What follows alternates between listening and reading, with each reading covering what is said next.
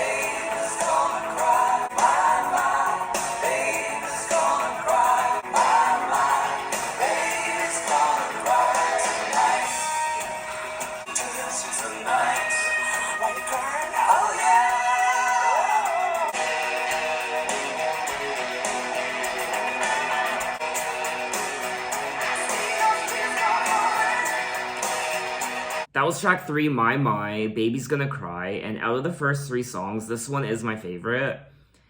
I loved the overall production. I felt like I was at a rock concert, and this track also kind of reminded me of David Bowie, especially the chorus. My baby's gonna cry, my baby's gonna cry. Oh yeah, tonight. I also like how it wasn't just Annie singing in this song, it was also Dave Stewart.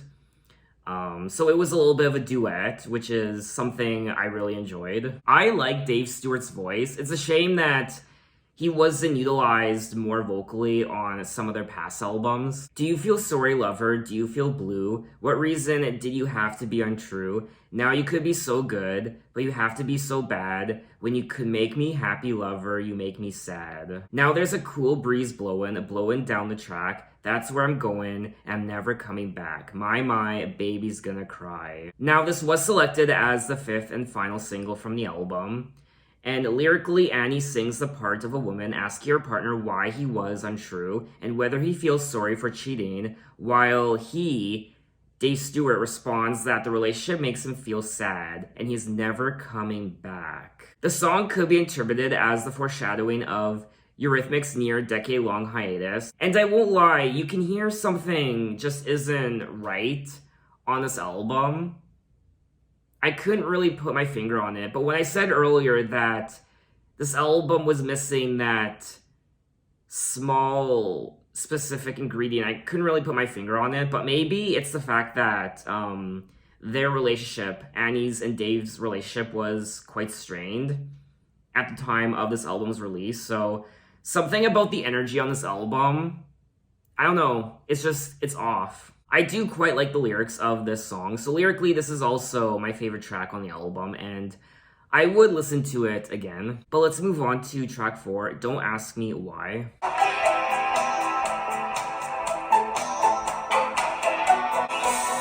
Miracle of miracles, look what the night dragged. You spoil the best years of your life. You say why? Don't ask me why. And if you ever had any kind of love for me, promises, sweet promises, like all the lost, forgotten things you never seem to find. You say why? Don't ask me why. And if you ever had any kind of love for me,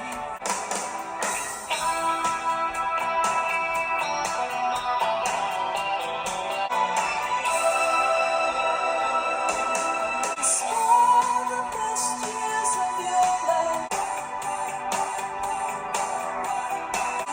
Anymore, I don't love you anymore. You say why?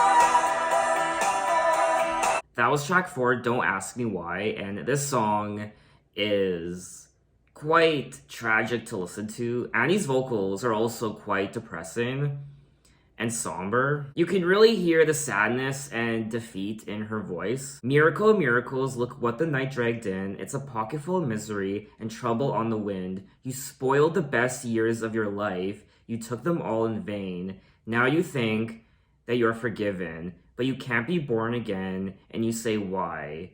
Don't ask me why. I don't love you anymore. I don't think I ever did. And if you ever had any kind of love for me, you kept it all so well hid. Now you've got no one to turn to. You've got no one but yourself. And you say why. I don't love you anymore. Such a cold, icy, powerful song to listen to. I actually did enjoy this track, and I would listen to it again. I quite liked it. It's definitely not a song I would want to listen to all the time just because of the subject matter, but I can still appreciate it for what it is, and I can still appreciate the beauty of the tragedy. But anyway, let's move right along to track 5, Angel.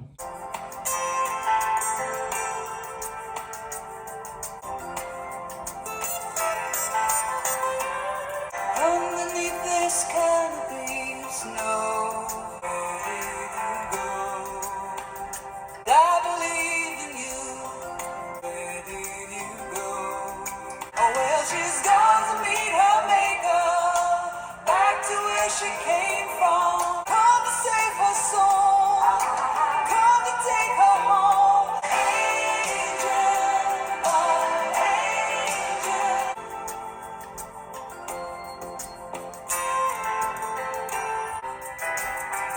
She took her life within her hands. No one can tell her what to do now. Like Elvis Presley singing live from Las Vegas. Well, she's gone to meet her maker, back to where she came from. Come to take her home, 'cause it's late and past your bedtime. Angel, my angel, angel, my angel.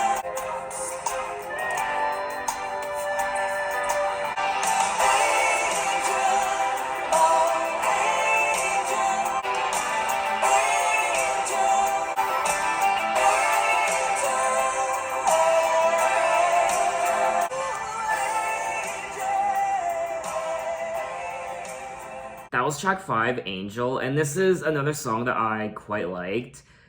I liked the energy and vibe of the production, and I thought this was a beautiful song. I like the melody, and just the overall composition. I like the lyrics too, so I would listen to the song again.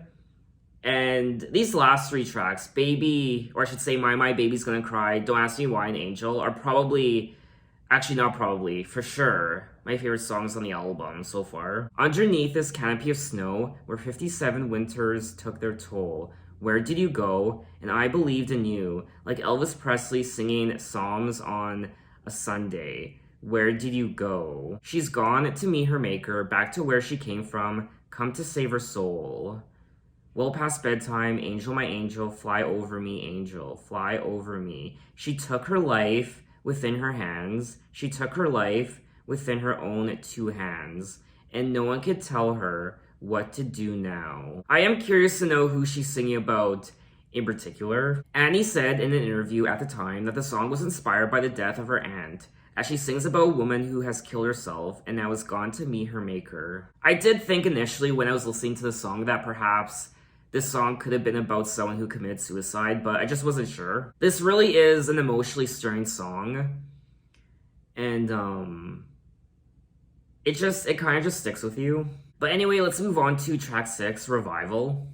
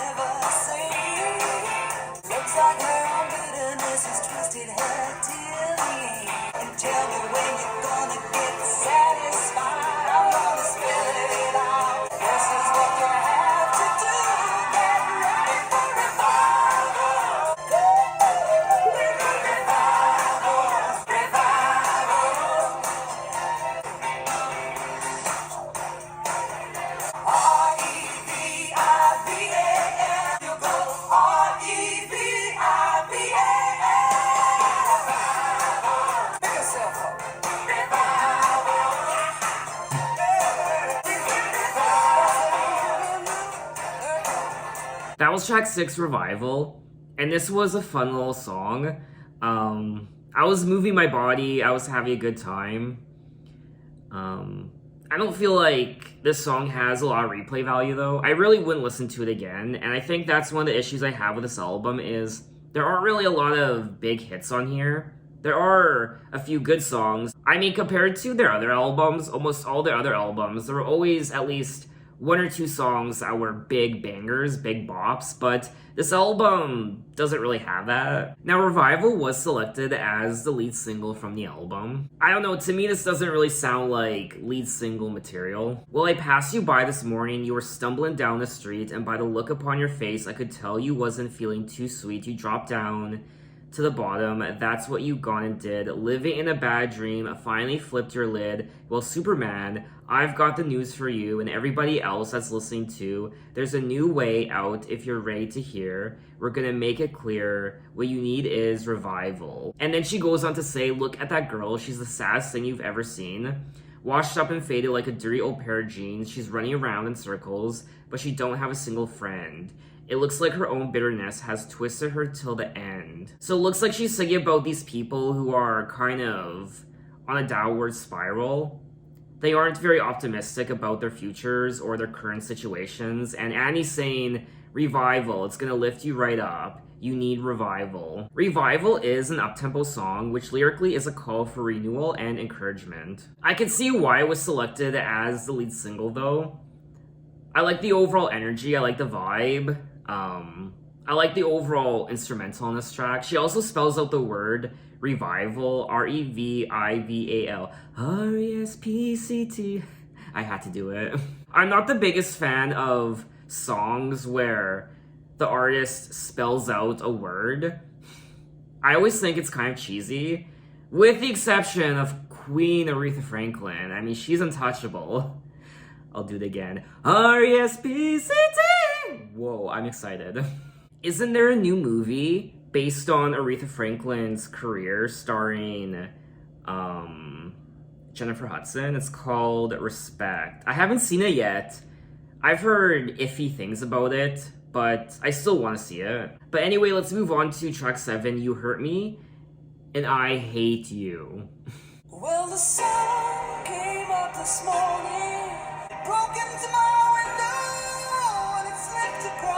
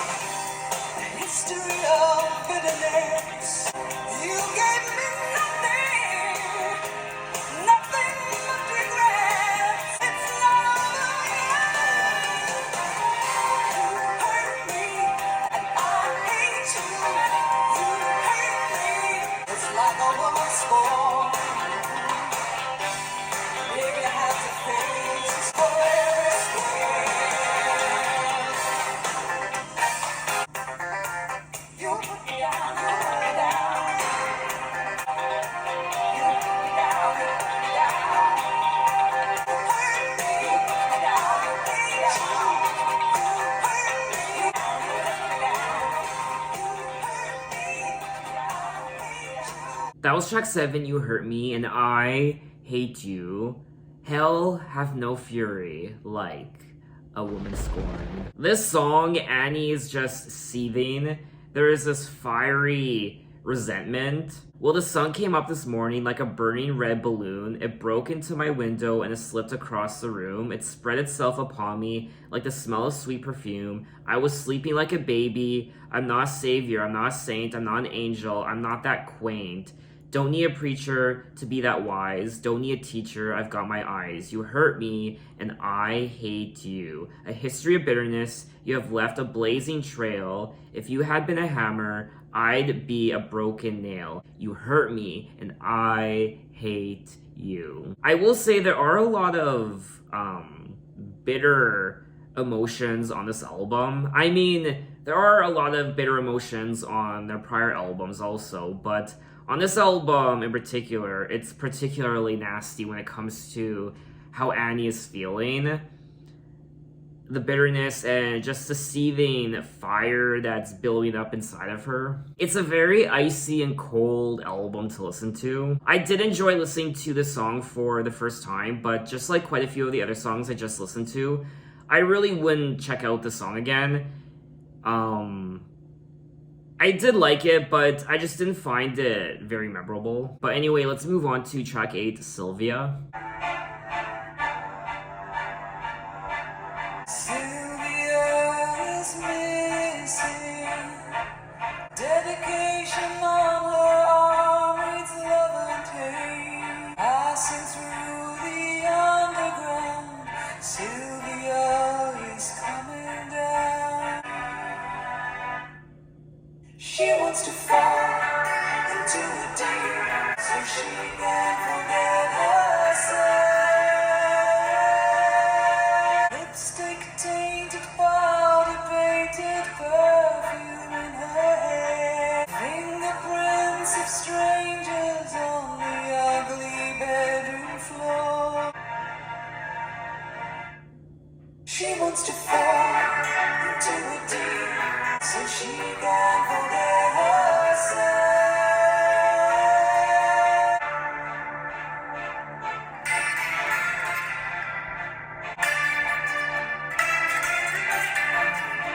Passing through the underground, Sylvia is coming down. She wants to fall into a deep, deep sleep so she can forget herself. So she can forget herself.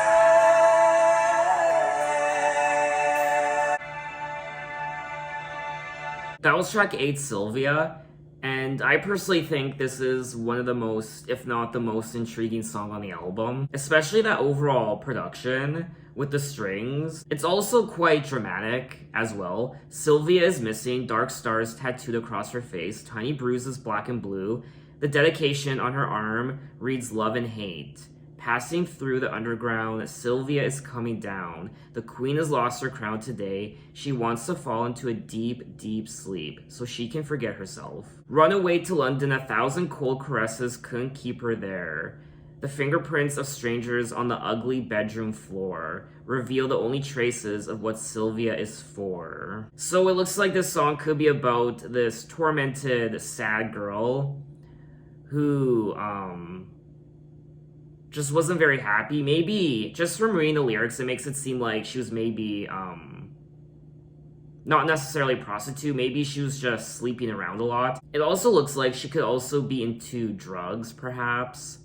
The whole, she can forget herself, she wants to fall into a deep, deep sleep so she can forget herself. I also like that interesting moment between the verse and the chorus where there's that brief pause. I did like listening to this song for the first time, but unfortunately, it isn't a song I would listen to again. But anyway, let's move on to track 9, How Long?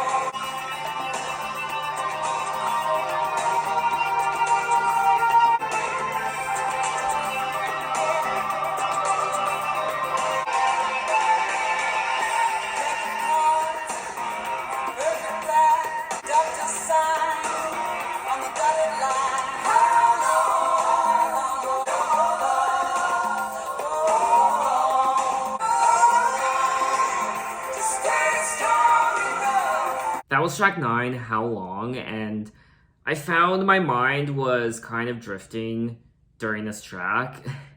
My favorite part was the overall instrumental. I like the overall guitar work. I like the guitar solo. That was probably my favorite part. It's unfortunately just another song on the album that I couldn't get into. It's 5 o'clock in the afternoon. Somebody's playing a 60s tune on the radio. A lazy wind tumbles down the street. It shakes the dust up with the summer heat. Where the people go in Fancy Town, where nothing's real, they don't consider what you feel in Fancy Town. It's black and white. They close their minds. They say, wrong is right. How long will your love hold on to stay strong enough? I did find the lyrics of this track to be quite interesting. A deck of cards in perfect black, like cold cement on the pavement cracks, where lovers steal and beg for time. I feel like a lot of the songs on this album don't really have a lot of replay value. But let's move on to track 9, When the Day Goes Down. Well, don't you cry now. After all these years, and you're as good as all them, and we are just the same. No more, no less than anyone. Don't go thinking you're the only one. That's when the rain goes down.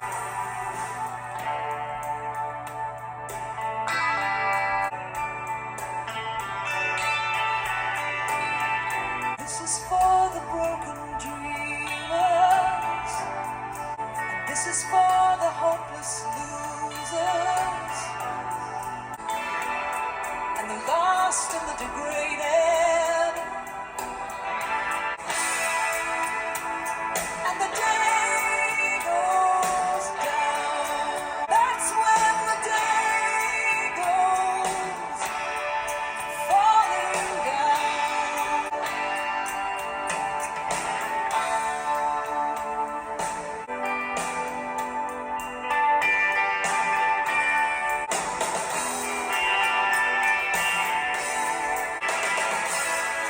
That's when the day goes down.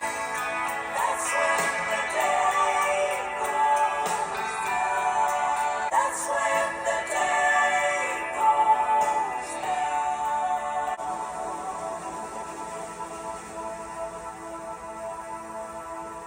That was track 10, When the Day Goes Down. Okay, so I might be overreacting. I don't care. Because, I mean, this is definitely one of my favorite tracks from the album. Which is quite interesting to say because usually I'm not the biggest fan of the last couple songs of a Eurythmics album for whatever reason. But this is a different situation. I actually like the last track on a Eurythmics album, and I actually like it so much that it's one of my favorite tracks. I thought it was beautiful. I like the overall composition. I like the overall vibe, the guitar. It was quite heavenly, and I don't know, I very much did like this song. Well, don't you cry now, don't go drowning in your tears. Haven't you learned anything after all these years? And all God's little children are beautiful and pure, and you're as good as all of them.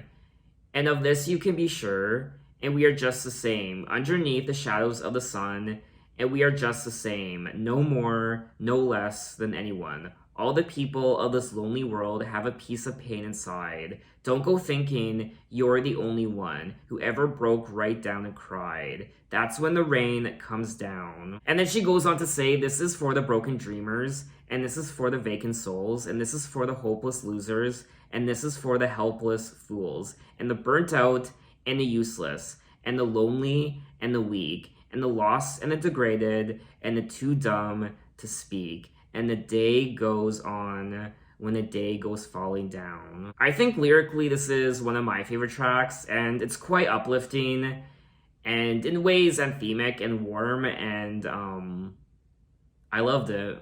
I personally feel like this could have been one of the singles from the album. Now we have made it to the bonus tracks, and I'll be listening to 3 of them. So let's kick it off with track 11, Precious. Never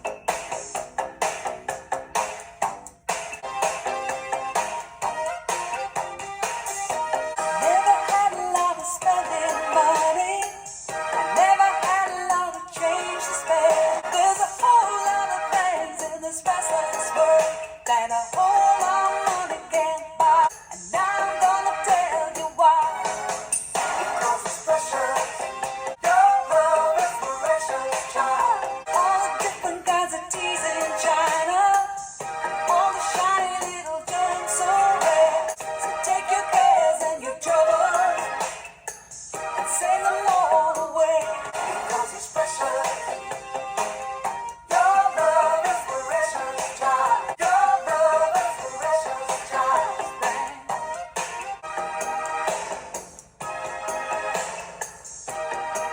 Little bit of understanding is gonna change your heart and soul. Your love is precious, child. Cause it's precious.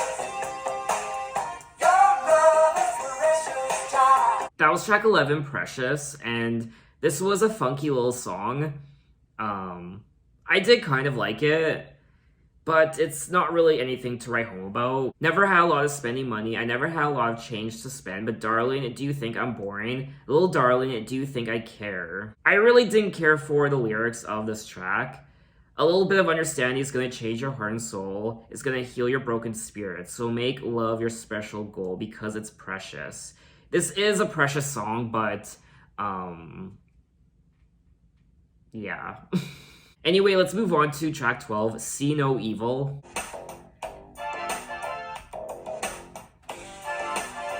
You don't know what it's like, so take a little piece of time. Cause it's just a cruel existence. Everybody's crying in. If you wanna get up, you better cool down. If you wanna get up, you better cool down.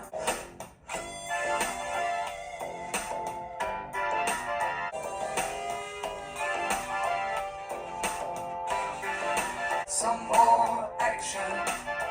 They're gonna blast out to catch another kid gone down. If you wanna get up, you better cool down.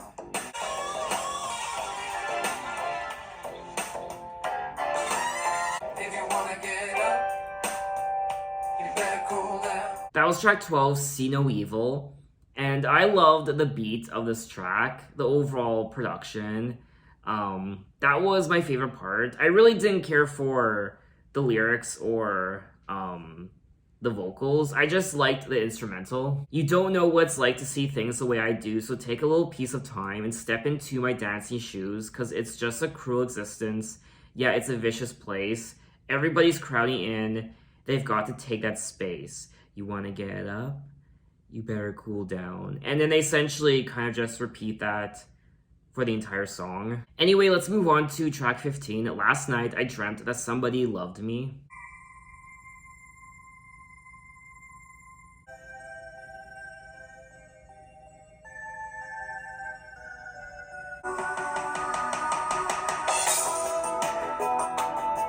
Last night I dreamt no hope, just another false alarm. Last night I felt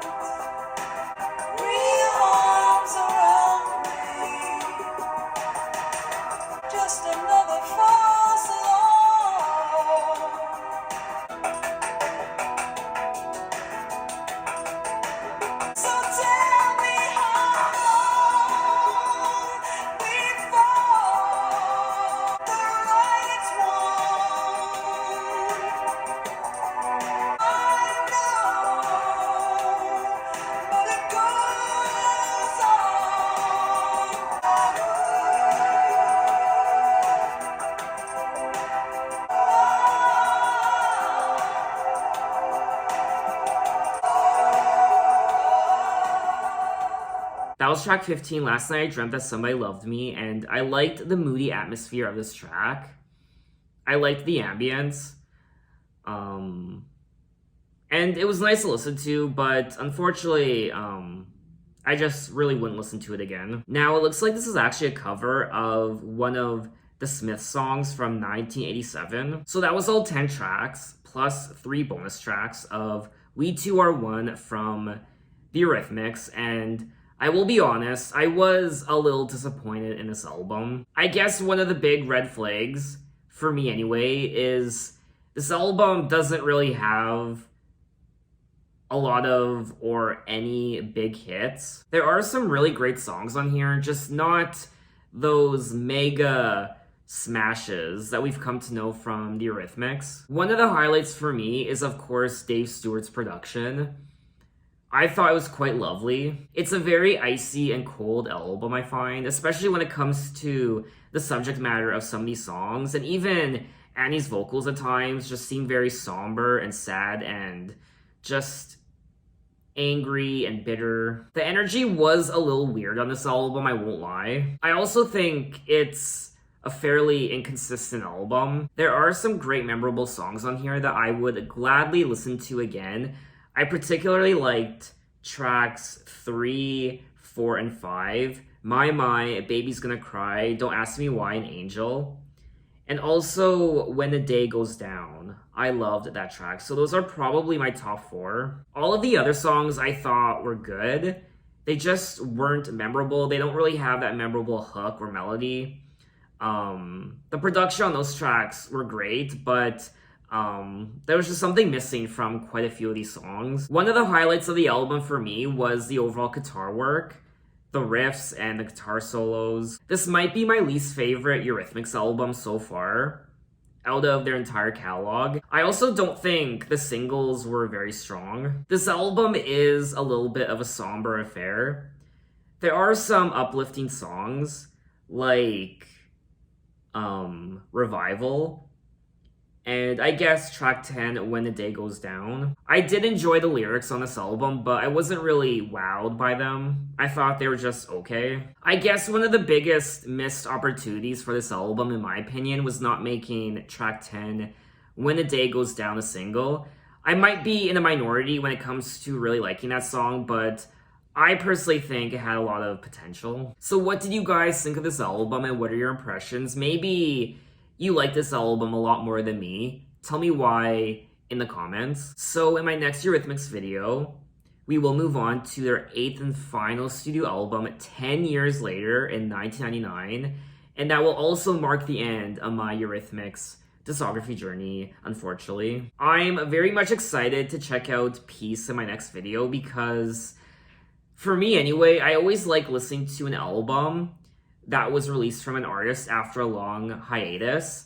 It's very interesting to hear how much they have grown, how much they have changed. So look out for that video next time, and thanks for watching, guys. You can find me on Twitter, you can find me on Instagram, you can message me and say, hey, how are you? And I will see you next time. Take care.